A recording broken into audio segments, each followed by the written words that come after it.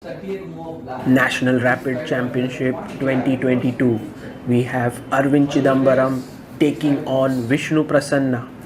Aravindh, a very strong player, opens the game with one e4 and Vishnu responds with the Caro Kann. Knight to f3. There are many ways to respond to the Caro Kann. Here you can go knight c3 with the two knights, but Aravindh opts for d3. And with this move, you are always ready to go into this queenless middle game. But Vishnu decides to keep the pieces on the board with knight to d7. Knight to c3. And now e6. So black fortifies his center. And white decides to develop his f1 bishop with the move g3. Knight e7. Slightly weird sort of development. You would have thought that black would like to develop his pieces knight on f6, but he goes to e7 and now plays g6. So the bishop is coming out on g7. White castles and black moves his bishop to g7. And Aravindh now plays a very interesting move. He goes d4 and tells Vishnu that now I have space and I have much freer development in the position, so white is already better. Rook e1 with the idea of pushing the pawn to e5, and so Vishnu takes the pawn, knight takes e4. White is already quite active here. Knight f6. Vishnu trying to exchange a few pieces because he's low on space, and exchanging a few pieces makes a lot of sense.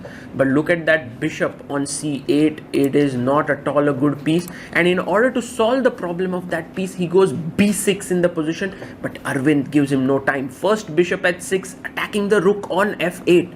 Now the rook can move to e8 or bishop g7 played by Vishnu, and Aravindh moves ahead with his queen to d2, defending the bishop and also connecting his rooks. Bishop a6. Vishnu also finishes his development, but now knight e5 attacking the c6 pawn. He takes on h6. The queen moves in here, and rook c8 defending c6. Now Aravindh has to decide how to continue. The black king does look weak, but for now he brings in his last piece into the game. Rook a d1. He does not forget about his pieces. f6 would have been a better move for black now, but Vishnu goes knight to d5, and look at this rook lift. Rook e4 with the idea of swinging the rook over to h4. Now you can't even play f6 because there's knight takes g6, queen e7, and he moves to h4. Can you go f6 here? Not really, because then bishop takes d5 is very powerful. He goes knight to f6, but g4. The knight is going to be pushed away and the h7 square is weak. So Vishnu goes rook d8 to exchange the queens with queen f8, but g5 attacks the knight. Knight to h5. Is everything fine for black? Not really, says Aravindh. He sacrifices his rook for the knight. Rook takes h5. And Vishnu has nothing better but to accept this, otherwise he would be a piece down, and the bishop moves into e4, threatening a mate here. If you push f5, I go g takes f6 followed by f7, and the game is over.